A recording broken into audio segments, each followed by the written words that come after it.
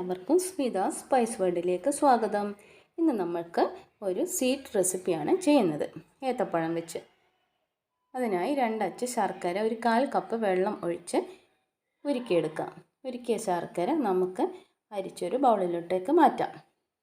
2 അച്ച് ശർക്കര മതി. പഴം നന്നായി പഴുത്തതാണ്, അതുകൊണ്ട് കൂടുതൽ ചേർക്കണ്ട, കുറഞ്ഞാലും. ഇനി തന്നെ നന്നായി പഴുത്ത പഴമൊന്നും നമ്മൾ ആരും കളയണ്ട. ഇതുപോലെ ചെയ്തെടുത്താൽ നല്ല ടേസ്റ്റിയായ ഏത്തപ്പഴം ഹൽവ നമുക്ക് റെഡിയാക്കാം. ഇത് കുട്ടികൾക്കുമൊക്കെ നന്നായിട്ട് ഇഷ്ടപ്പെടും. ഇത് ചെറിയ നേരിയ കഷ്ണങ്ങളാക്കി നമുക്ക് മിക്സിയിലോട്ട് അരിഞ്ഞു ചേർക്കാം. അങ്ങനെ ആകുമ്പോൾ കട്ടകളൊന്നുമില്ലാതെ നല്ല ഫൈൻ പേസ്റ്റായിട്ട് തന്നെ നമുക്ക് അരച്ചെടുക്കാം. നമുക്ക് ഇതൊന്ന് അരച്ചെടുക്കാം. നമുക്ക് അടുപ്പത്തോട്ടൊരു പാൻ വെക്കുക. ചൂടായ ശേഷം അതിലോട്ട് ആദ്യം തന്നെ 1 ടേബിൾ സ്പൂൺ നെയ്യാണ് ഞാൻ ഒഴിച്ചു കൊടുക്കുന്നത്. അതിലേക്ക് തീ സിമ്മിലാക്കിയിട്ട് നമ്മുടെ ഈ ഏത്തപ്പഴക്കൂട്ട് ഒഴിച്ചു കൊടുക്കുക. എന്നിട്ട് നന്നായിട്ട് ഇളക്കി കൊടുക്കുക.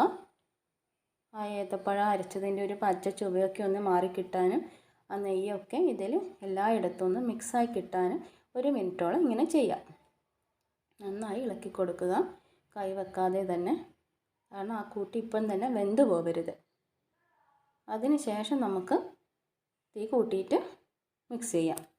ഇതിലോട്ട് നമുക്ക് വേഗം തന്നെ കട്ടിയായി കിട്ടാൻ വേണ്ടിയിട്ട് വേണമെങ്കിൽ ഒരു 2 ടേബിൾ സ്പൂൺ മൈദയോ അതുപോലെ ഗോതമ്പ് പൊടിയോ ഒക്കെ കുറച്ച് കലക്കിയിട്ട് ഇതിൽ ചേർത്ത് കൊടുക്കാം. പക്ഷെ ഞാൻ അതൊന്നും ചേർക്കുന്നില്ല. ഇതിലോട്ട് നമ്മൾ ഉരുക്കി വെച്ച ശർക്കരപ്പാനിയും ചേർത്ത് കൊടുക്കുന്നുണ്ട്. ഇനി നന്നായി മിക്സ് ചെയ്യുക.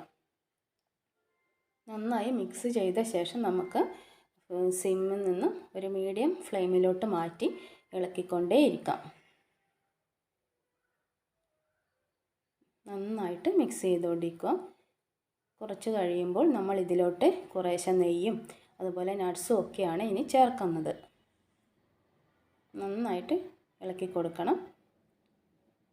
മീഡിയം ഫ്ലെയിമിൽ വെച്ച് തന്നെ ഇളക്കാം. നമുക്ക് ഇത് കുറുക്കിയെടുക്കാം. ഇതിലോട്ട് തിളച്ച് വരുമ്പോൾ കട്ട് ചെയ്ത് വെച്ച നട്ട്സ്, അണ്ടിപ്പരിപ്പും ബദാമുമാണ് ഞാനിപ്പോൾ ഇവിടെ ചേർക്കുന്നത്. നിങ്ങൾക്ക് നിങ്ങളുടെ കയ്യിലുള്ളത് ചേർക്കാം. നന്നായി മിക്സ് ചെയ്യുക.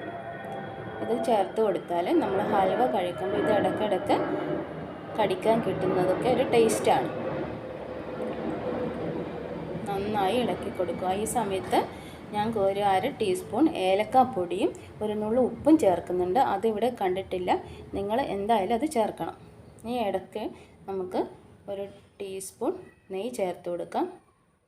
എത്രത്തോളം നെയ്യൊക്കെ ചേർക്കുന്നുവോ അതാണ് ഹൽവക്കൊക്കെ രുചി കൂട്ടുന്നത്. അത് വെച്ച് കൊളസ്ട്രോളൊക്കെ ഉള്ളവർ കൂടുതൽ നെയ്യ് ചേർക്കണ്ട. അവരവർക്ക് ആവശ്യമുള്ളത്ര കുറേശ്ശെ ചേർത്ത് കൊടുത്താൽ മതി. നന്നായി മിക്സ് ചെയ്യുക.